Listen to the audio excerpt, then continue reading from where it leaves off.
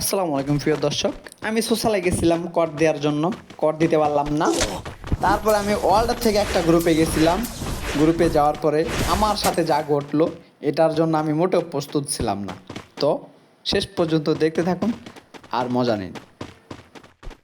এটাই না আমি তো শেষ গিল্ডে গিয়ে পর্যন্ত আর এই দেখতে যে থাকুন দেখে বুঝছি গ্রুপে আমার সাথে ড্রেস কি দেখা। হয়েছে আর কি হয়। এটাই